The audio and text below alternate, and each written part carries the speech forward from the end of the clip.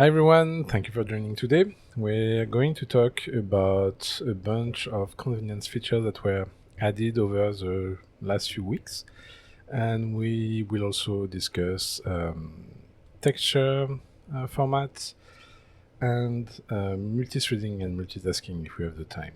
So let's start by creating a new project. Actually, before that, because we're going to use a new extension called noisetex for noise texture generation support. You can see that it's been added to the init utility. So if we create a new project called by 15, we are going to request the noisetex extension. There we go. And if we go to live by 15, oops, build Windows, yes, there we go. Before starting it, I'm going to make the usual changes to make sure it's not full screen, and screen width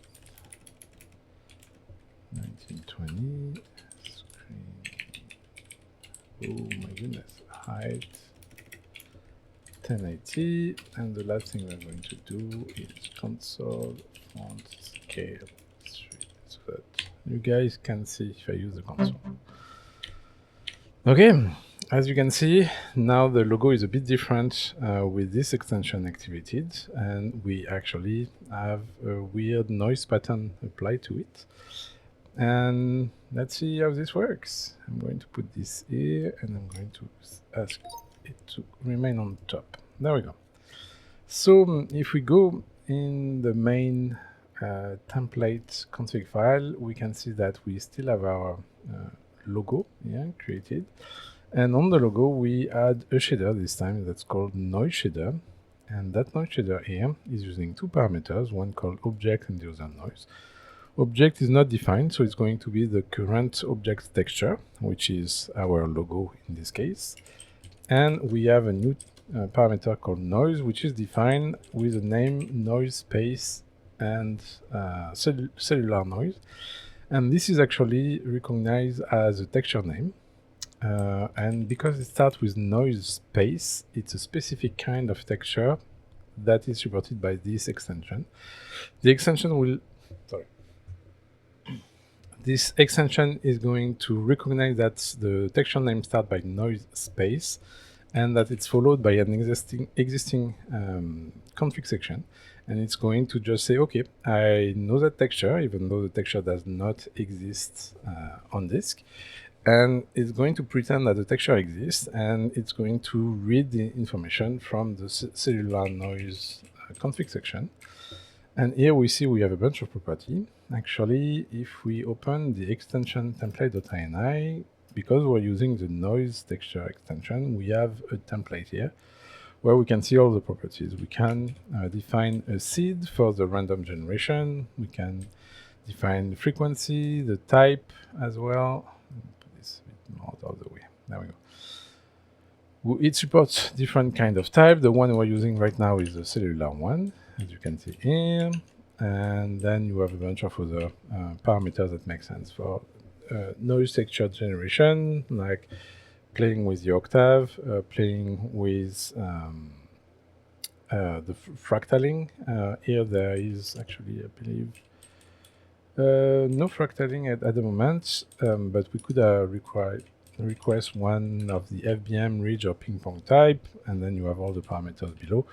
The default variables, the default values, for those properties are explained here, and we can change them on the fly. Like for example, if we go now to a purling noise, and if I go to save, you can see that the noise applied to our shader, or I should have talked about the shader. The shader is very, very simple. We're just sampling both texture, we're sampling the logo, sampling the noise, and we multiply all this by the color of the object. That's why it's still doing its color cycling.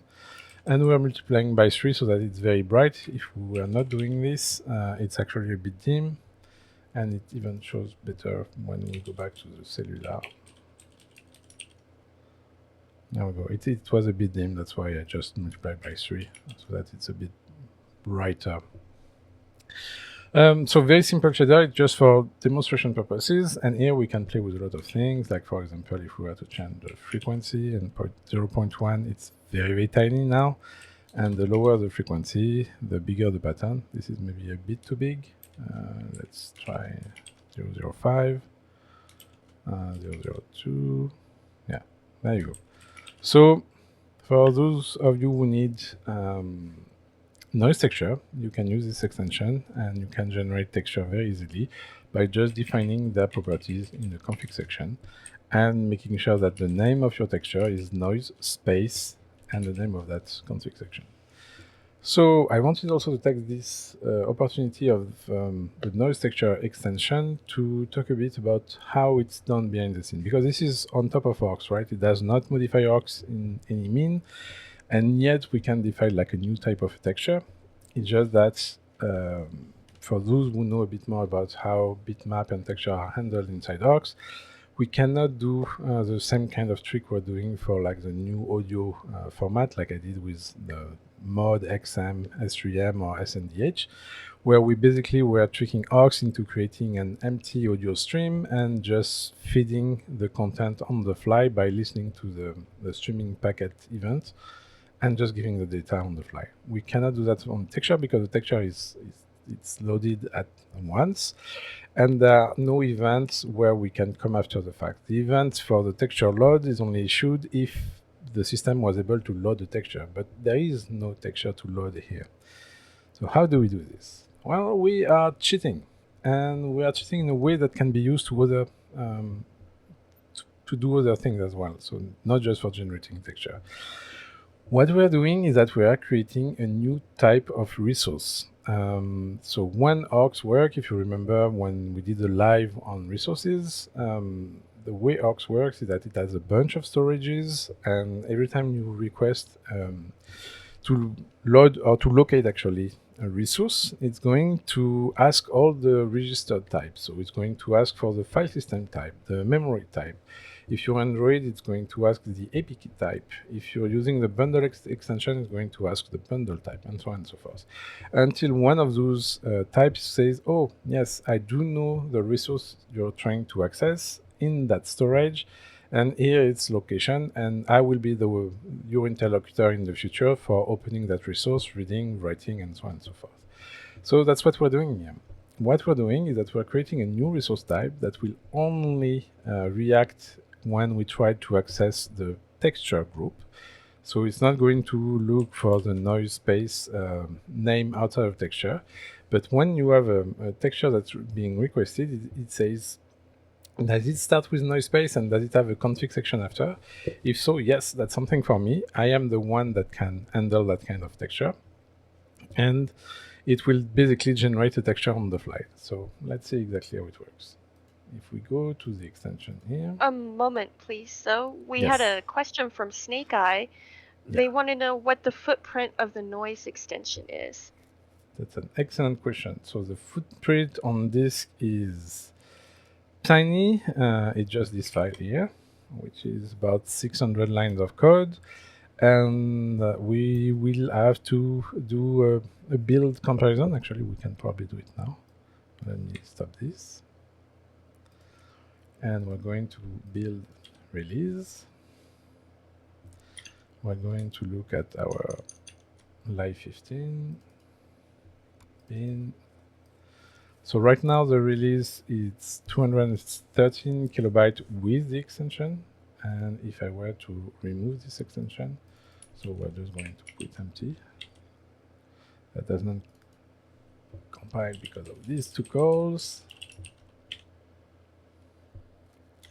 And if we go back here, 193, so it's about 20 kilobytes on Windows.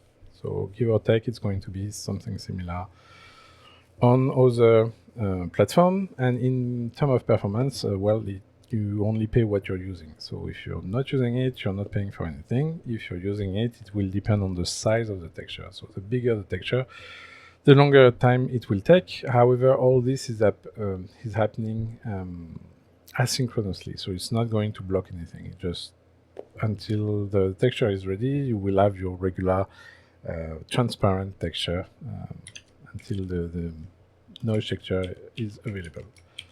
So let's put everything back, build again, and we should come back to 213. There we go. Does this answer your question?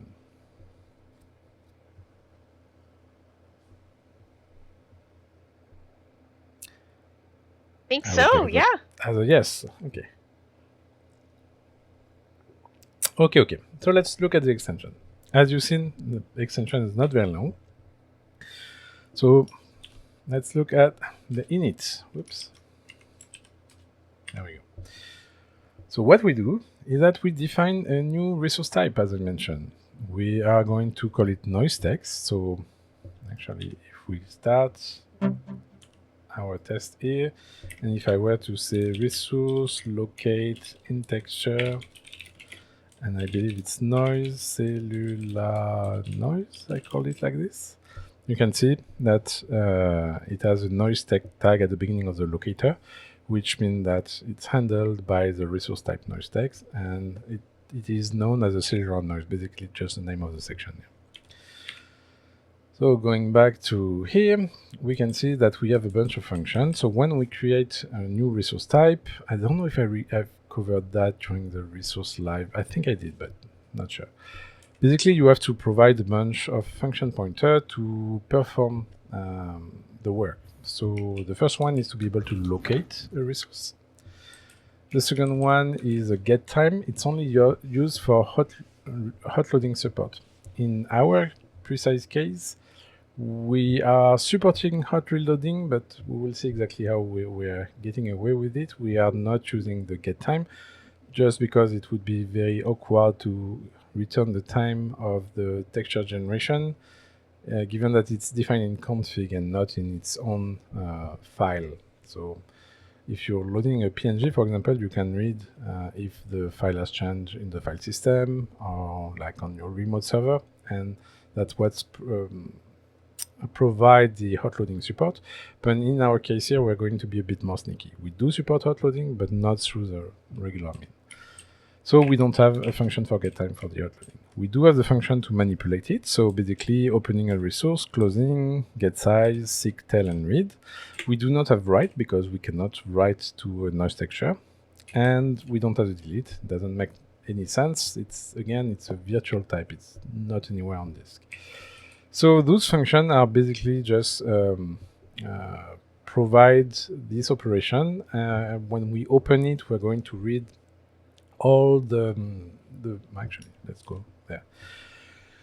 We can see that when we open it, we are going to go to the section, which is the location. So in our case, it was cellular noise, and we're going to fetch all the different properties. So we're going to look at the type, we're going to look at all the parameters, and we're going to feed it to the fast noise light that we're using, which is this little guy here, and it has one function we're using. Well, actually, we're going to find it at the end of this.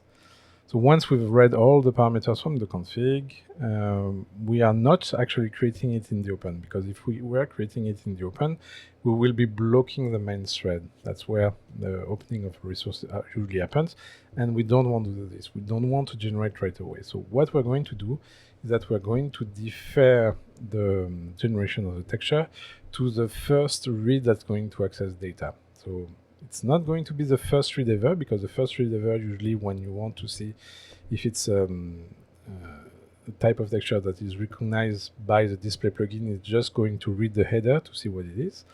And but I'm getting ahead of myself. So when we open, we read all the config from the section, and we are just creating a texture with all this information, and we are returning a handle to that structure.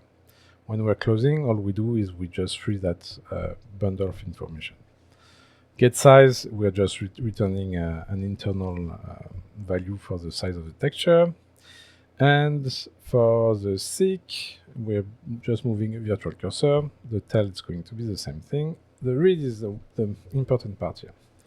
So when we're going to read that fake texture, we're going to check if we're going to request more than this header size, which is defined at 128 bytes. If we're not reading more than 120 bytes, we're not actually going to generate the pixels themselves. If we're going to request 120 bytes and it's the first time we're doing it, means that we haven't generated the pixel, you can see here we're just going pixel by pixel, and we are calling the fast noise light function, which is called get noise2d, which actually generates the pixel for us based on the state where we put all the information read from the config. Once all this is done only once. What we do is just a mem copy. So what we do actually, and that's the part that is interesting here, if I'm looking for P5, there we go. When we open the texture, we pretend to be a PNM file type. So we are pretending to be an existing file format that is recognized by orgs. And the PNM, which is used for PPM notably, it's a very, very simple file format. Basically, it is a header that is a P and a number. P5 means that we're going to use gray level texture, binary format. And it's P5, new line, and then the size of the texture, so basically the width and the height, new line, and the maximum value of a pixel, and then it's just a binary stream of all the pixels one by one with no compression whatsoever. So it's a very, very simple image format, and it's an image format that is recognized natively by the display plugin. And that's what we're doing here. We're pretending that we know how to read a PPM file, even though it does not exist. We're generating it on the fly. And because we are a resource type, the display plugin is actually when it's going to ask for the headers, when it's going to read the content and things like this, it's going to be sent to our resource type, because we've been the one locating the noise space, cellular noise. Yeah. So the display plugin is just doing its job as usual, but instead of reading from a bundle or reading from a file system, it's reading from our extension here, pretending to be a resource type and just generating that resource on the fly. So it's really that this principle of generating a resource on the fly by masquerading as a resource type that can be very useful if you want to extend capabilities of the engine, if you want to generate something that the engine knows how to handle, like a texture, like a sound. You can do that very easily by just pretending that you are a resource type and you generate it on the fly. It's a bit like for those who know a bit Linux, the dev random. It's like it looks like a regular file, but it's just generating a stream of random numbers. It's the same idea, except here we are generating a PPM on the fly with the data coming from the fast noise light library. So this is how we generate it. Is there any question on that? I don't believe so, but if any come up, I'll let you know. Thank you.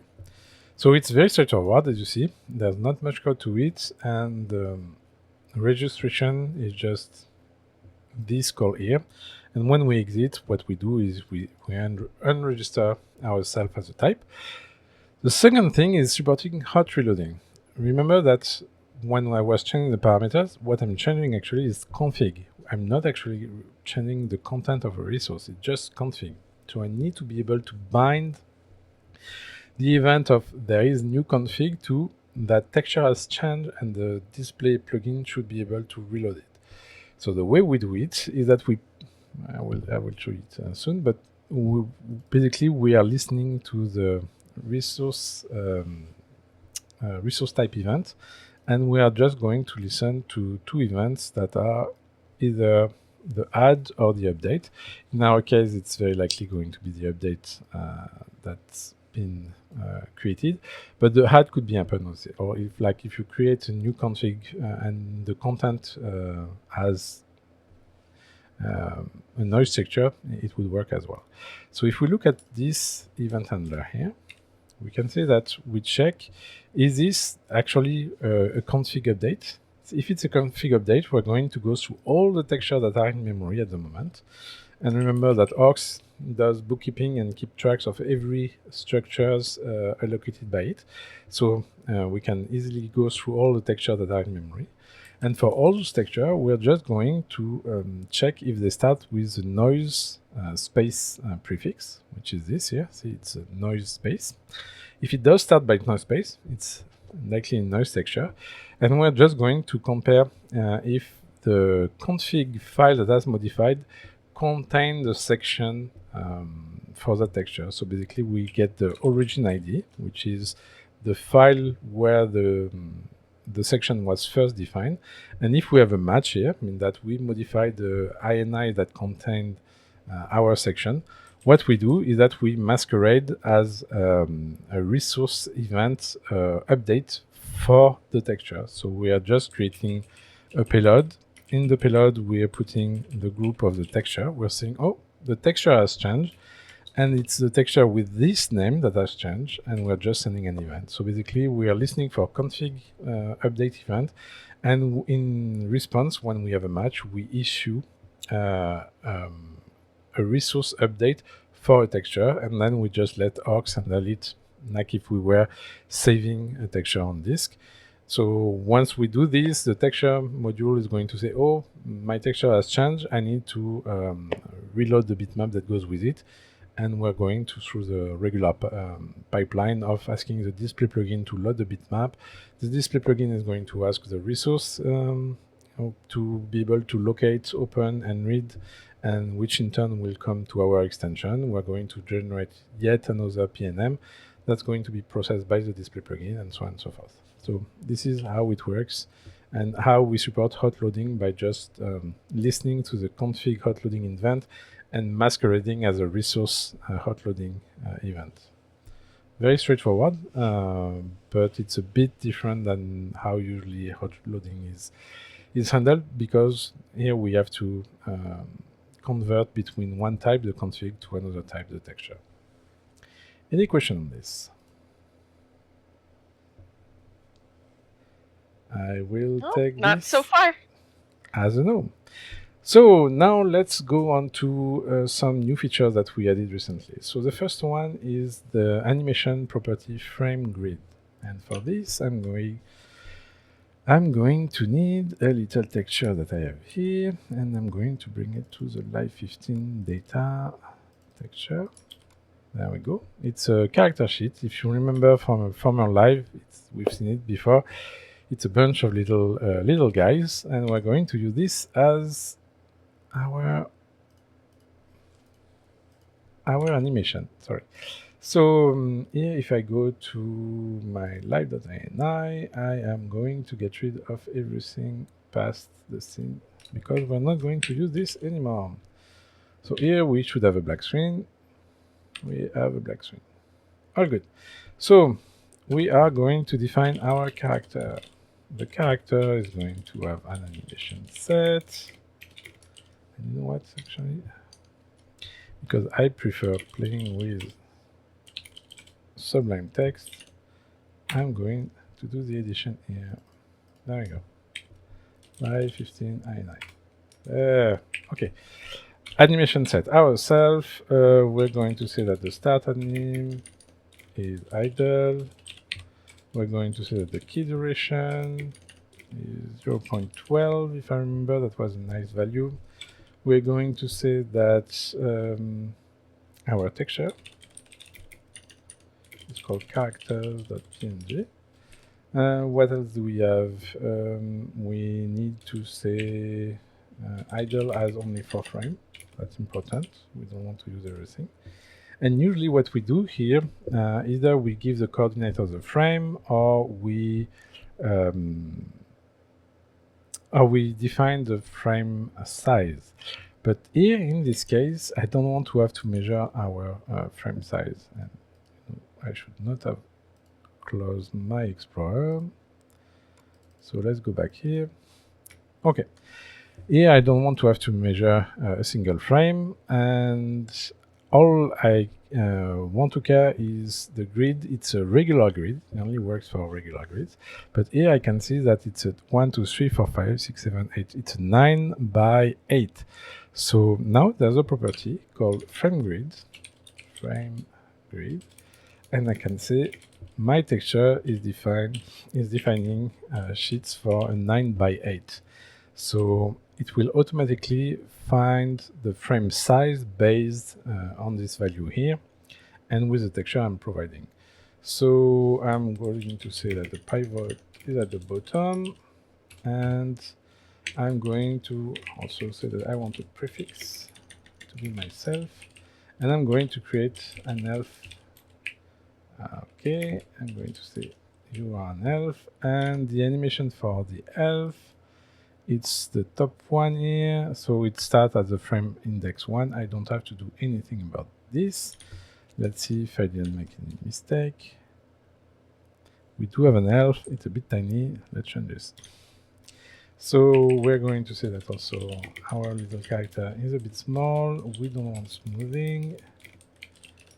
And now, there we go. We have our bouncy elf. So the frame grid allowed me to, instead of defining a frame size, just define the layout of my texture. It has to be a regular grid though. And now if I wanted to create a different character, let's say a knight, for example, knight, oops, add character. And all I need to know is the first frame for the knight idle. And we can see that the knight idle starts at the frame. So this is the 1 plus 9, 10 plus 9, 19.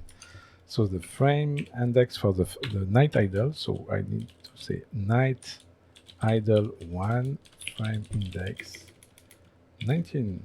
And if I didn't make any mistake and I create a knight here, I should have a nice bouncy knight. There we go. So it is a bit convenient to not have to measure your frame in the case of regular grid, but it's even more convenient if you want to offer multiple resolution. Let's say, for example, this little guy here, I'm going to resize it, and I'm going to make it 4 times bigger, and I'm going to save it as characters.2. Oh, it's saving on the desktop. Please don't save on desktop. My live 15 data texture. There we go. Save. Okay. So now if I go back here and I say that instead of using the characters, I'm using characters too, I don't have to change the frame size because the layout hasn't changed. We're still on the 9x8.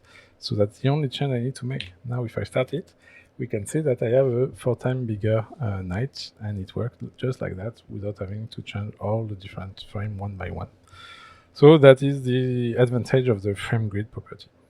Any question on this one? I don't think so far. Excellent. Well, let's move on. Let's talk about now would be the orientation. If you've seen, I recently added the orientation as a graphic property. And to illustrate this, I'm going to use a project I recently made for the GGDA, the Georgia Game Development Association. And it's a project that is called ROIDS here. And for those who've already seen it, it's basically in about a bit over half an hour. I started making an asteroid, and I have 2 players with asteroids that can move, ships that can move, and lasers that I can shoot, but there is no collision. That's where we stopped, because I wanted to showcase more advanced feature in Ox. But this is a very good example, because the way the ships are defined, we're going to see this very quickly.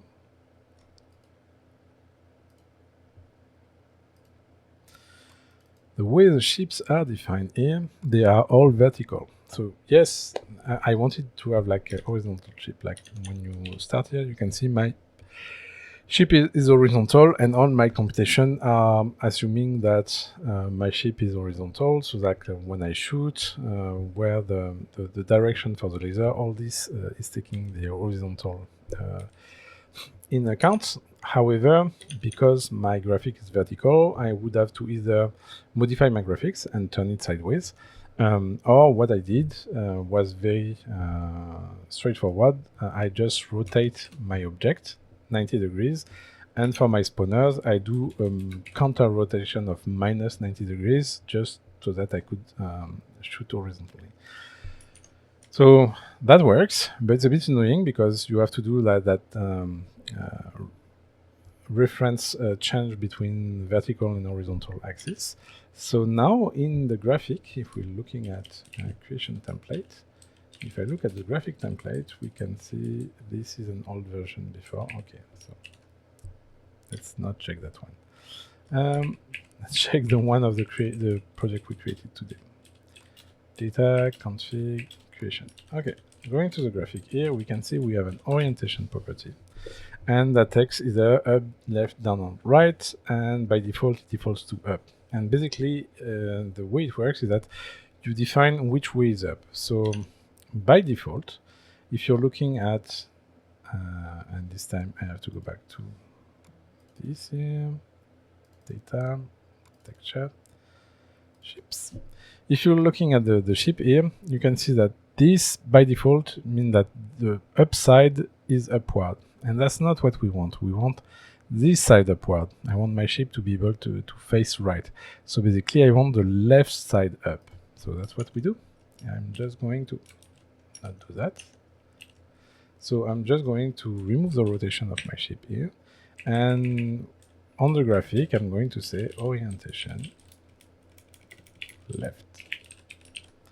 And now I will also have to remove my weapon counter rotation. Otherwise, if I don't do this, you can see that when I shoot, now it's minus 90 degrees off. So I can remove my counter rotation.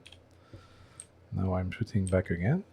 The other ship back then, I was rotating it minus 90 degrees. Now it should be minus 180 degrees, which should have been the case from the beginning. And you can see that it's not moving as we expected, because in code, I had again to compensate for this. So if we're looking at the code for the ship here, we can see that I was moving it vertically, whereas now I can just go back to my initial framing, which is horizontal. And by doing this, I have my ship working, even though graphic is defined vertically. In this case, obviously, I could have modified the texture, but it's also very handy if you want to pack your texture, because being able to rotate your sprite sideways sometimes will give you a better packing.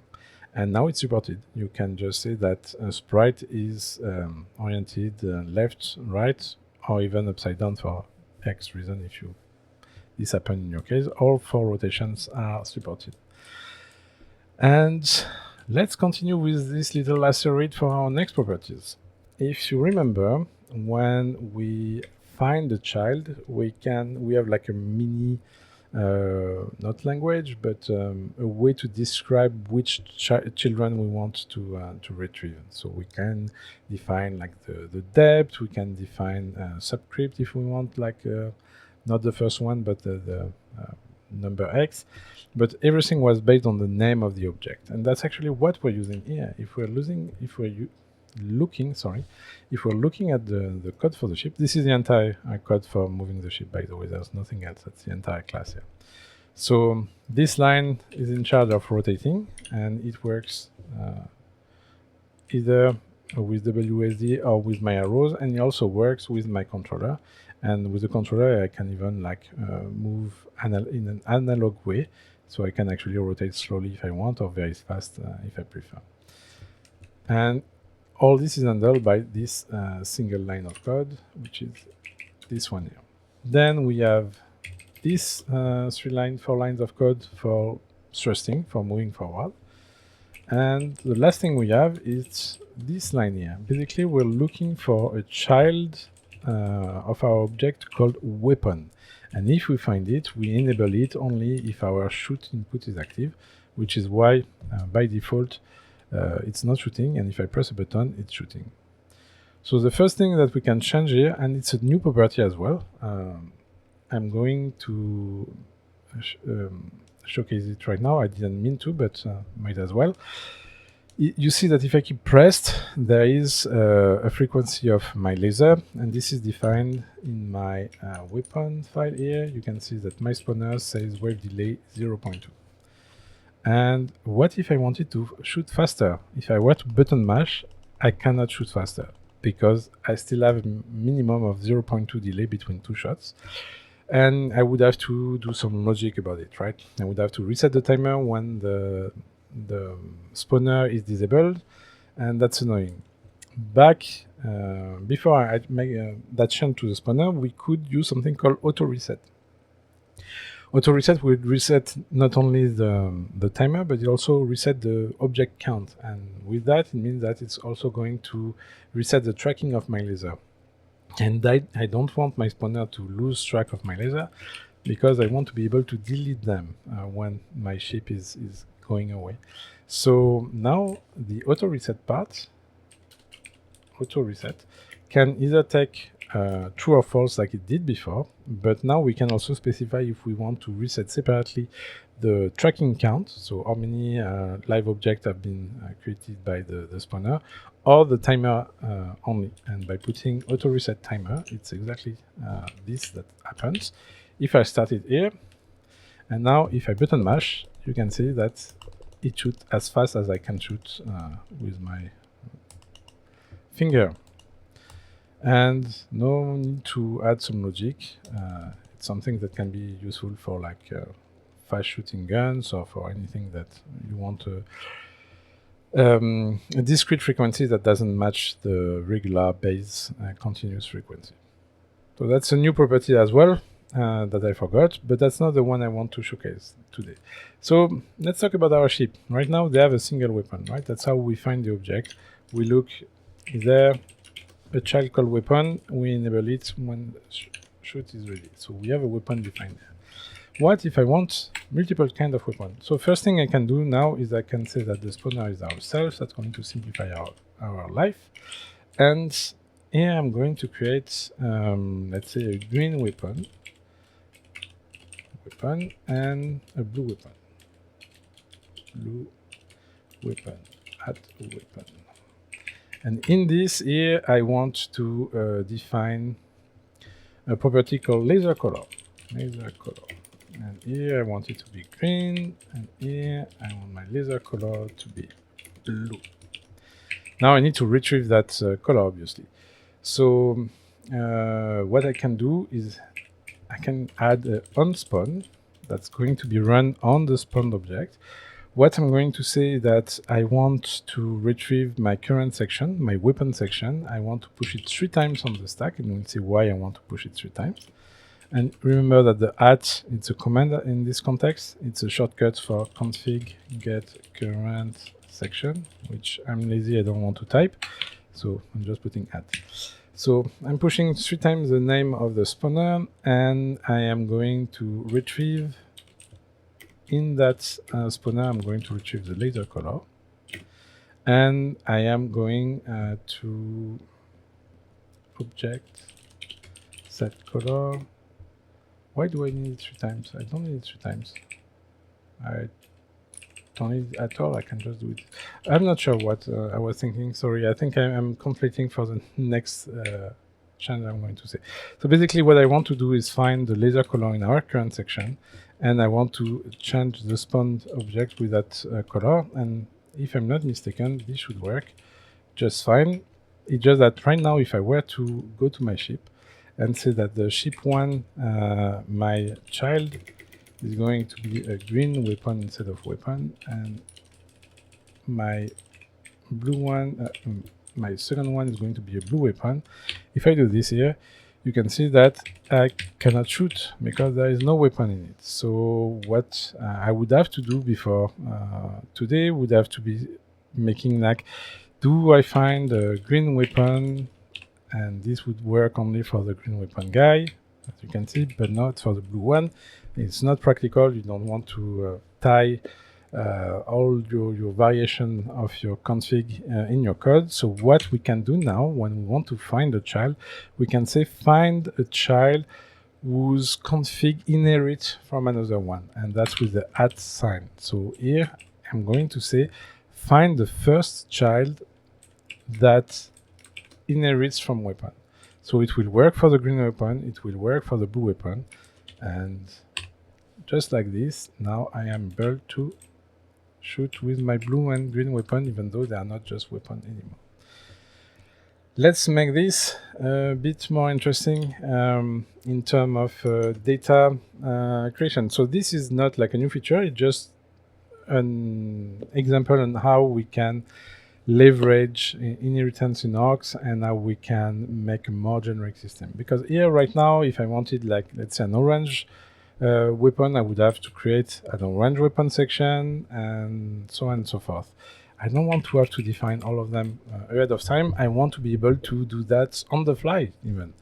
And that's where something that maybe is a bit underexploited right now is that we can modify and we can create config on the fly. And I'm sure that most of you already do this, but it's a good reminder for newcomers that not everything has to be manually entered and you can generate it on the fly. So let's remove this part here.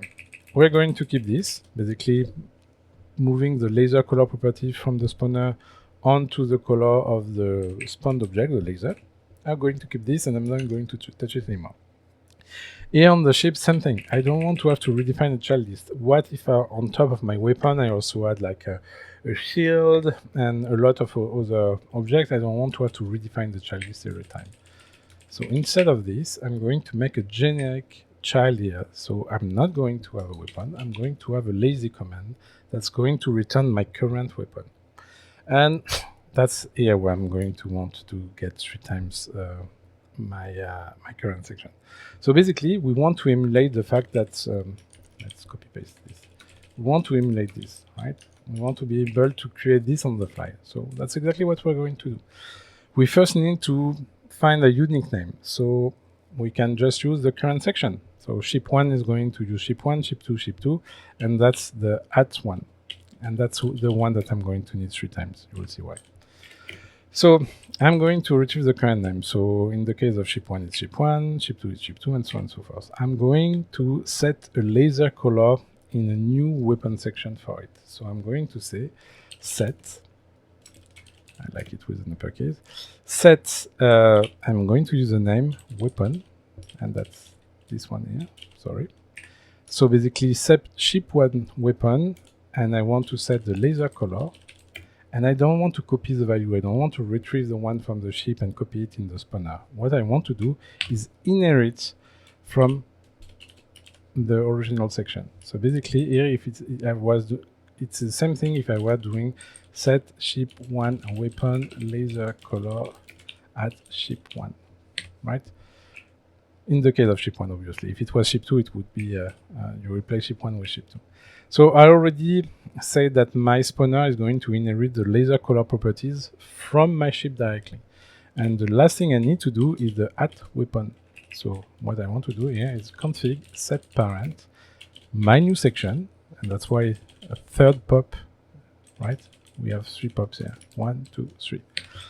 My ship 1 weapon, the parent is going to be weapon. And this is also convenient because the set parent is also going to return the name of the section. So basically it's going to return this. I don't have to add yet another return. This function here is going to return the new ship 1 weapon. So if I do this here, all I need to do now is define my laser color in my ship. So this one is going to be cyan, and this one is going to be yellow.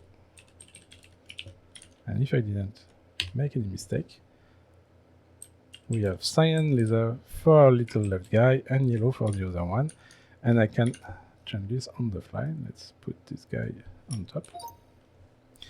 Let's say now I don't want cyan, but I want orange. I'm shooting orange lasers.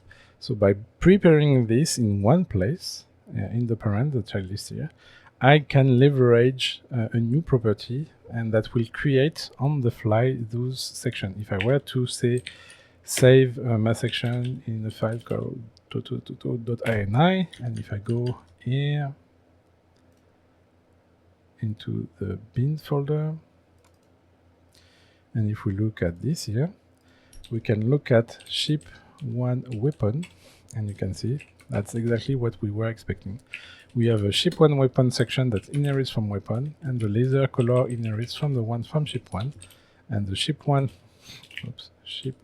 laser color here it's orange. Ship two laser color is yellow, and we also have a ship two weapon that inherits from weapon, and layer color inherits from the one from ship two.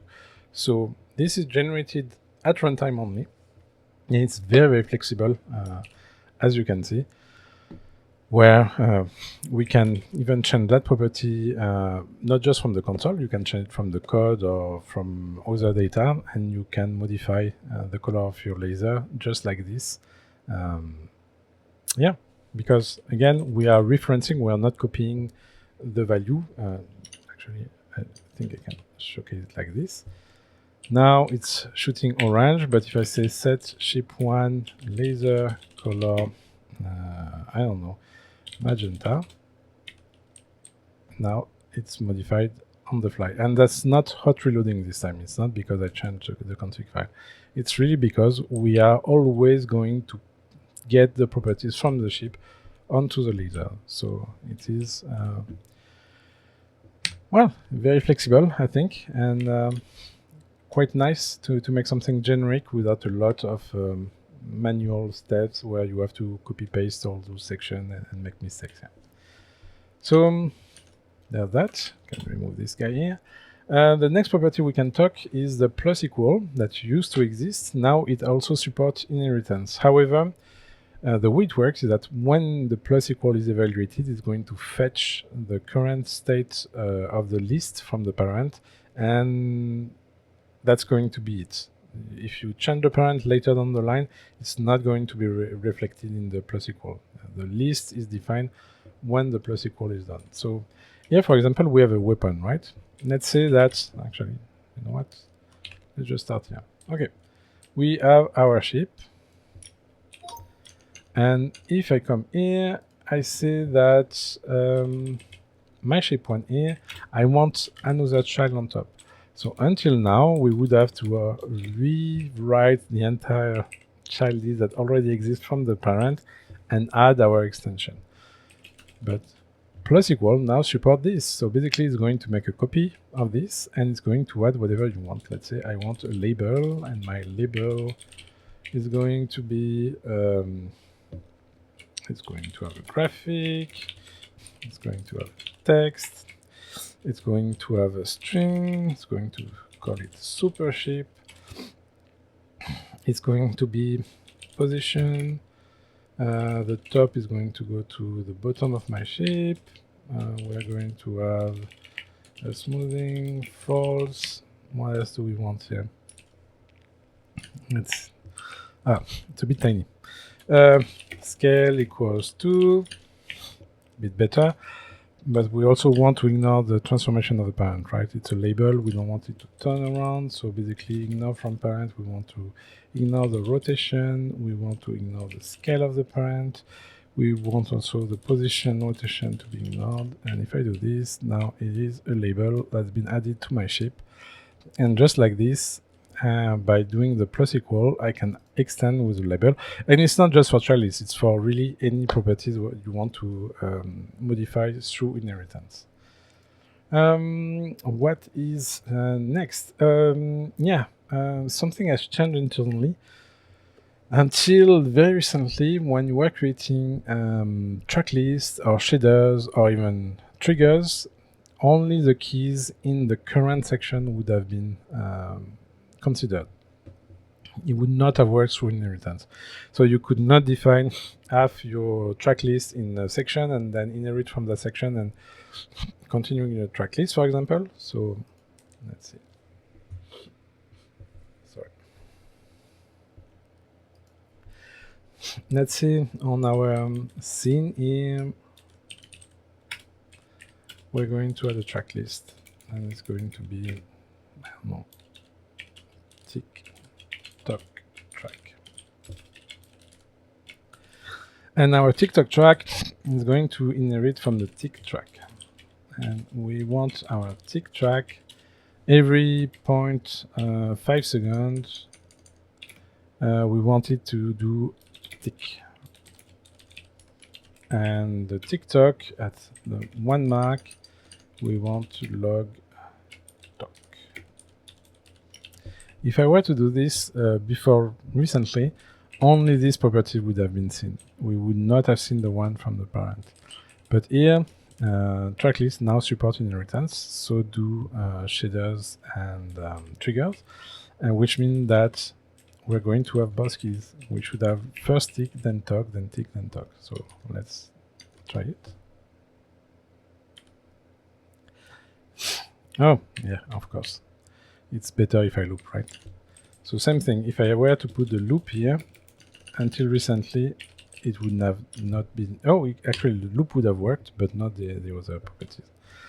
And I will show why it's the case. Because what was happening behind the scene before then is that we would go to our section, and we will iterate over all the keys. And for this, we were using config h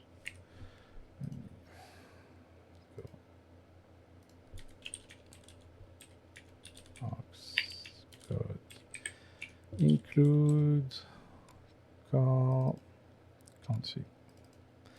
Here we add a get key count. So basically we would have a for loop where we would iterate from 0 to key count and we would get the key of the current section.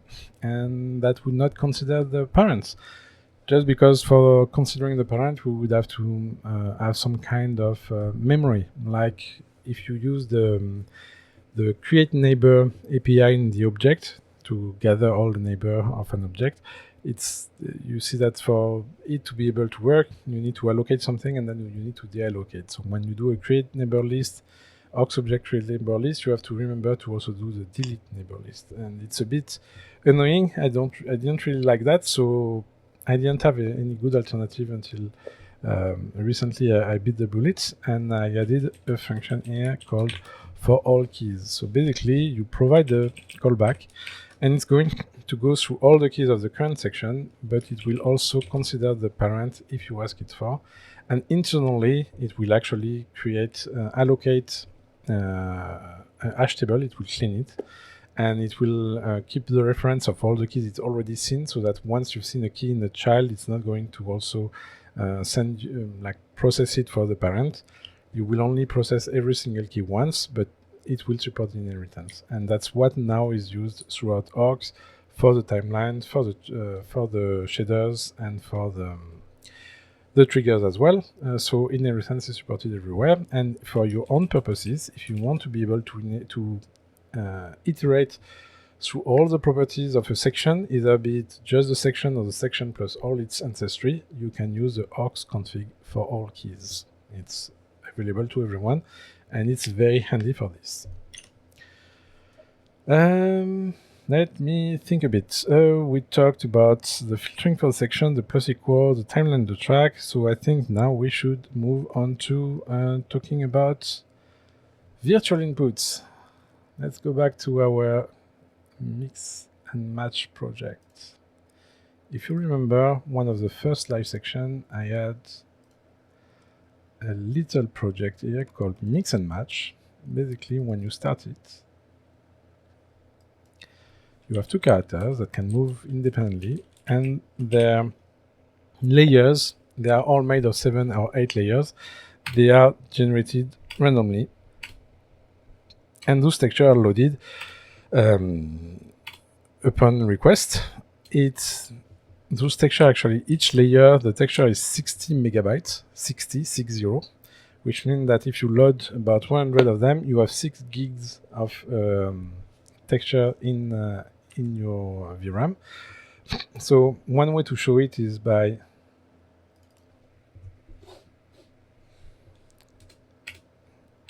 constantly requesting a reload. You can see that the memory video here, we are at almost 4 gigs now, and if I keep doing this, eventually we will have all the texture and we're getting close to 6 gigs. But what I'm going to do right now is I'm going to create a bunch of characters, and I'm going to use this for two purposes. One is to do some benchmarking of different texture formats. For those who are following on Discord, you already seen the result, but we're going to see how I did it. And the other purpose is to showcase a new way to do input. Until now, you could like only give like either like a section name for the input where you define the input. So here, for example, character input, I have the joystick defined, but then I have different inputs for the player 1 and the player 2, and my scene is player 1 and player 2. I mean that everything that's called player 1 will have this input, everything that's called player 2 will have this input. But let's say that I have 10 player 1, 10 player 2. Let's not think about in terms of a player, but like their name is player 1 and player 2. They would all react to the same input. Actually, let's illustrate it by having players instead. And players is going to be a spawner. The object is going to be either player 1 or player 2. We're going to have a wave size. Let's bring 500 of them. So given that each of them is like 7 or 8 objects, that's like 3000 objects right there. Wave delay instantly, and we want a total object the same at wave size. We want to make sure that they are not on top of each other, because otherwise if I just do this, they are going to all be generated on top of each other, and we don't really realize there's 500 of them on both sides. So let's change their position here. Let's go on the player 1 position. We're going to say minus 600, minus 300. Oh my goodness. Sorry. Okay, let's move the keyboard a bit. There we go. Didn't change much. Okay, and here we're going to go on the other side of the screen. There. So if I were to do this now and run it, we have 500, roughly 250 on one side, 250 on the other one, give or take, because it's a random. But you can see that they are all bound to the same input, and they don't have like an individual input. So here I'm pressing the keys, but if I were to create a little script, actually, let's add the timeline on the scene. So we have the scene here. We're going to add a track list. And it's going to, I don't know, like a random track. And for this to work, we're going to say that every 0.5 seconds, what we want to do is we want to find a child, and that's where the @ is going to be useful, because both player 1 and player 2 inherits from female characters and male character, which in turn inherits from character. So they are all characters, right? And we want randomly take one of those characters. So we're going to say, I want a random between 0 and 500 with a step of 1. So basically between 0 and 500. And I want to find the character at this index. And this character here, I want to be able to move. But right now, all their inputs is tied to the name of the character. Remember, it's @ we have as input. Where is it? Yeah. Input equals @ which means that we only have two input, player 1 and player 2. We need to be able to create 500 different inputs. So we could do it manually. We could create input 1, input 2, input 3, input 4. Or we have a better way now. It's by using the caret. Yeah. And the caret, it's a bit like this in a command. It's the GUID of the object. So here the input is going to be the GUID of the object. And this GUID by default is created by scroll. This is a scroll only feature. It's not an arcs feature, it's scroll. And the GUID will inherit from the model as well. So like here, if I create a player 1, it will have its own GUID. This GUID is going to inherit from player 1. So everything that is defined in this caret, in this GUID, is also going to take the WASD, which means that if I do it like this, even without the track list, I will still be able to move them with my input, because even though now they have like 500 separate distinct input, they are all inheriting from the model name, so player 1 or player 2, where I define my global input, but I can also move them separately because it's a grid. All I have to do here is that I can input push set with the grid of the object. Remember, I found the grid of my child here, and I push this set, and here I'm going to say input set value move. We're going to do a random here, so basically we're going to have like a move list, which is left, right, up, down, and we're going to say move. We're going to get this, so get random track move list, and we are going to set it to 1 permanent, and finally input pop set. So if I didn't make any mistake, and if I were to put the track back, which I forgot, so there we go. Every 0.5 seconds, we should see nothing. So I made a mistake. Let's figure it out. Let's go in debug. Maybe the debug will help. The debug is going to be dog slow to load all those characters. So maybe let's start with 10. Well, okay, let's read the thing. I'm getting random between 0 500, and I'm pushing it. Here I'm finding the child, the child of myself, and that means that I need to put every character as a child of scene. That's the part I didn't do. So character here on create, I'm getting get scene ID object set parent myself the scene. Let's try this again. There we go. You can see one moved, but because I didn't loop my track, it only happened once. Loop. I saw one moved already, so I know it's working. Yeah. We can see now that randomly every 0.5 seconds is going to pick one of the characters, and it's going to randomly press on one direction, and they can still use my regular input that are defined at the model base. You can see that they are getting influenced, like this little guy in the middle is going to not move when I go backward and up and down. So yeah, that's basically, they all have their separate inputs, and yet you can also control them through the base, through the parent class, if you need be. So you can have like global input and individual input just like this. Any question on this? So here the takeaway is that you can use the caret as the input for scroll, and that means that you get an individual input, and that input is a grid, so it's very easy to access either from config or from code. Okay, so I don't think we have much time left, so let's do a quick check on the different texture formats, and I will keep the threading and multitasking for next time, unless you guys want to stay a bit longer. So right now, let's look at the format I was using. I was using PNG. Here, if we look at mix and match, I actually made 4 different versions of the assets. As I said, each texture is about 60 megabytes in memory by default. They are really big, so let me open any of them. Yeah, you see the size of the texture. They are very, very large.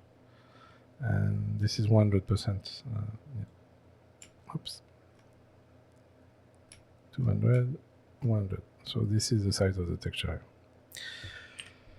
This is an approach that not many games use, but game like Hades or Hades 2, they're actually 2D games where they render every animation in 32 directions, 32 orientation, and they render everything to texture. So that's the kind of approach they're using. So it will consume a lot of texture memory really quick. So it's important to be able to load them fast and to reduce their footprint as well. So that's why we're going to look a bit into what this means. So if we were to look at the profile version here, well, actually, even the release version, if you run it and you open the command, once everything is done loading, you can see it tells us how long it took. So for loading the PNG right now, it takes about 5 seconds to load the 100 texture, 102 texture, which is about a bit less than 6 gigs of RAM. It takes 5 seconds to load that as PNG.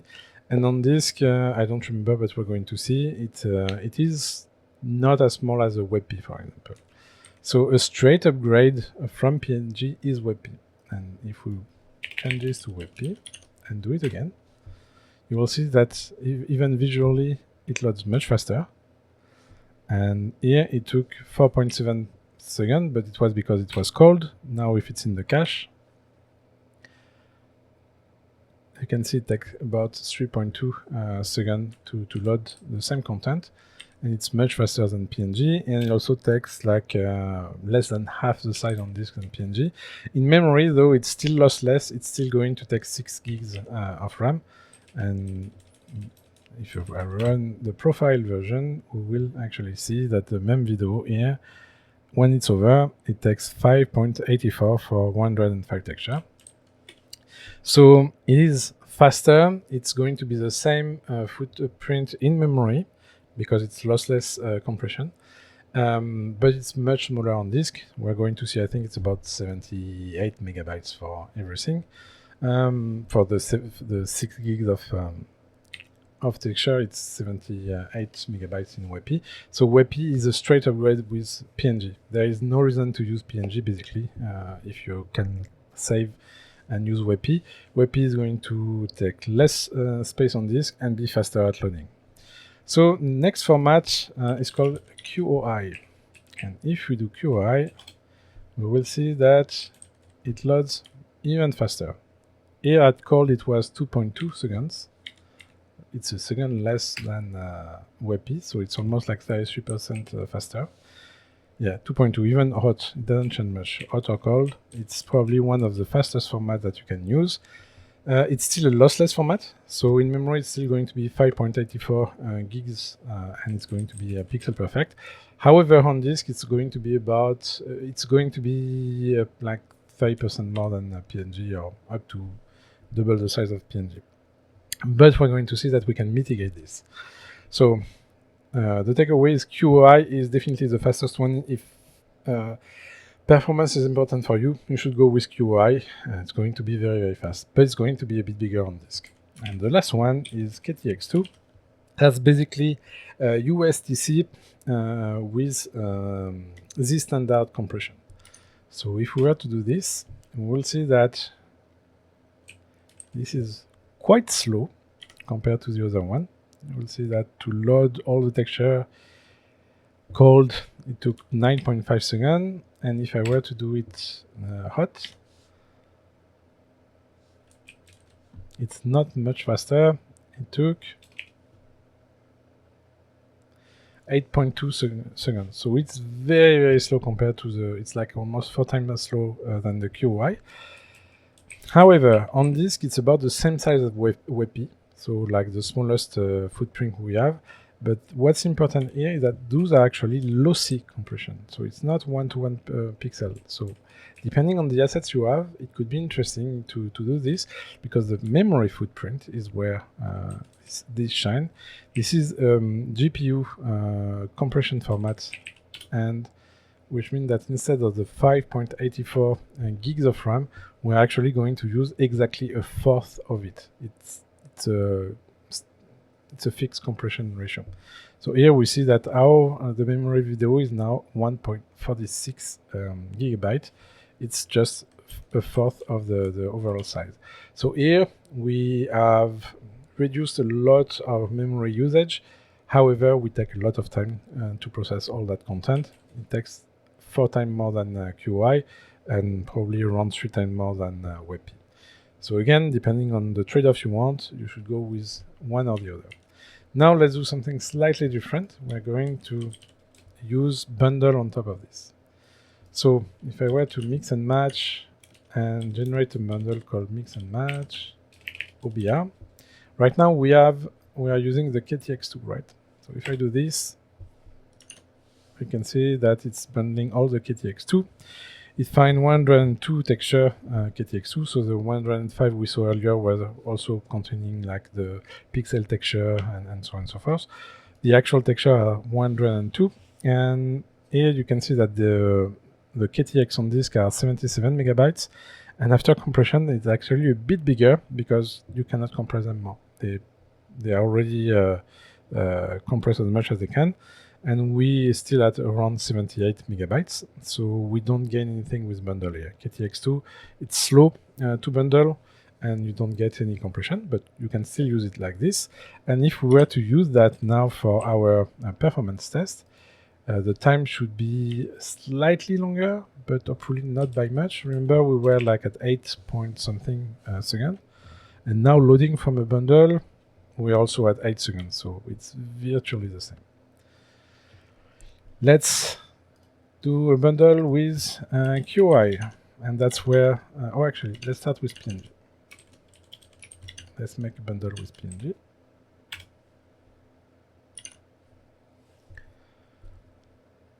There we go. So same thing, except that the PNG by default was 185 megabytes, and we went slightly down to 181 megabytes. It's not much, right? We only won 2%, which means that they were already pretty well compressed on disk. And the runtime is probably going still to be around the 5 second mark, that would be my guess. Yeah, 5.5 because it was hot, cold, sorry, and hot.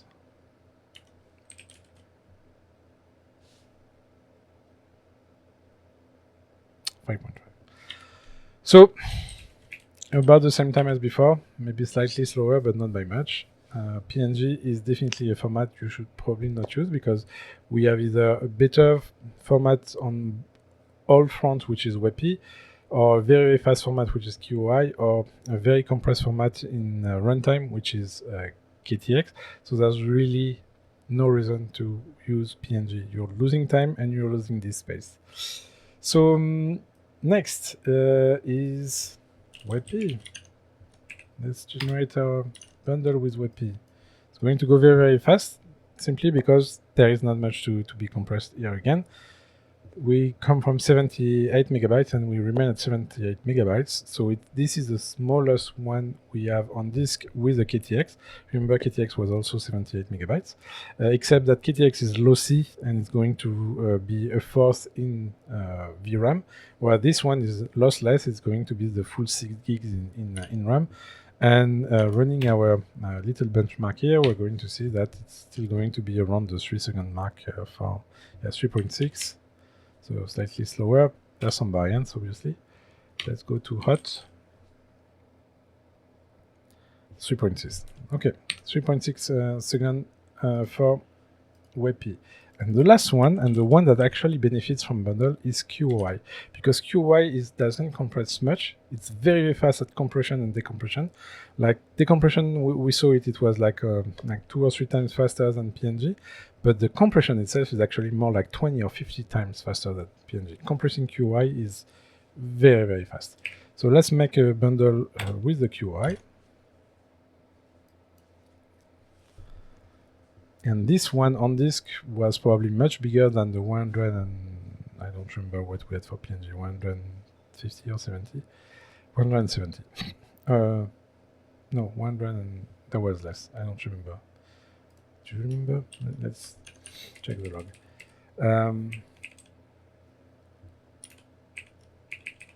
Bin mix and match.log. Where are you? Yeah. And PNG. That was 180 megabytes PNG, right? So here we are actually smaller than the PNG after using the bundle. We were bigger before, we were at 212 megabytes PNG, but now we are at 147 bundle. So this is still smaller than the PNG, even after compression. Remember, PNG we are basically gaining 2% here. And here we gain like over 30% of compression. So now the bundle is actually smaller, and the load time are still going to be about the same as before. So much faster than PNG. It's still 2.5 seconds cold, and hot should be about the same. Yeah. So we are still loading twice as fast as a PNG, and we're actually smaller than PNG when using the bundle. So if you're using bundle, PNG really never. Like you have WEBP, no matter what, that's better on disk size and loading time. And if you're using bundle, even QI is smaller than PNG on this size, and it's the fastest one of all of them anyway. So depending on your trade-off, you should pick either KTX2 if you want smaller memory VRAM footprint, WebP if you want the best, the jack of all trade, and QI if you really want to focus on the loading time. And yeah, that's about it. So we're already like 18 minutes over. Would you like that I continue with the multi-threading and multi-tasking, or would you rather I keep that for next time? Let's see if anyone has an opinion on this. That would be nice. And also if you have any questions. They're suggesting maybe next time. Sounds good to me. It's like 5 to 10 minutes, but it's probably better to take a bit more time next time. Any questions to what we've seen today?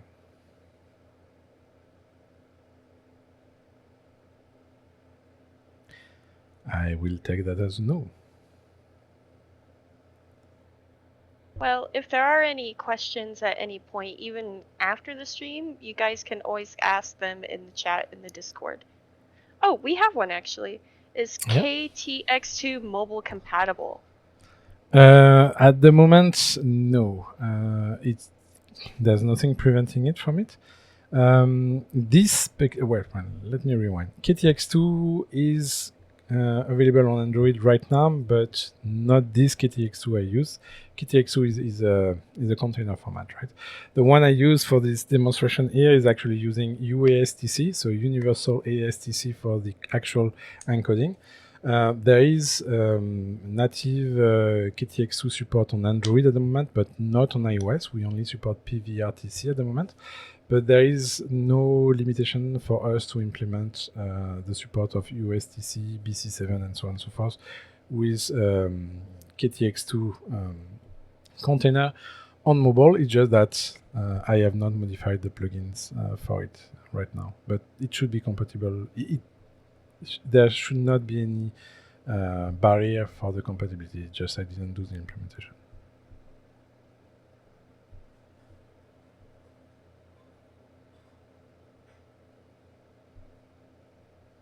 Did that answer your question, Loki? Awesome.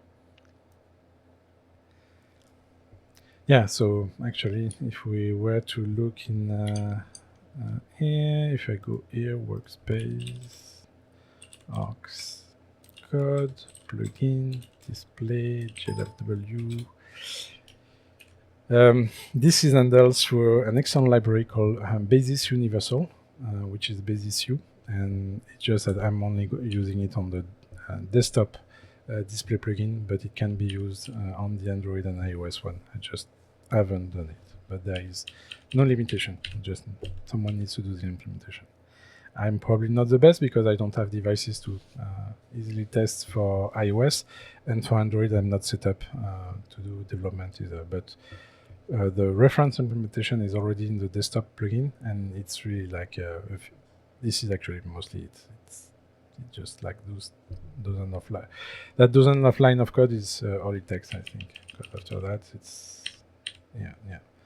So yeah, it's very straightforward to implement. It's not done for mobile. Any other questions?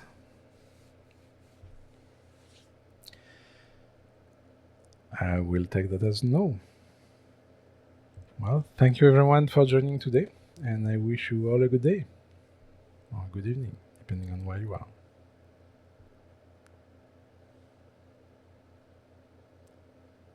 Thank you Bye as well. everyone.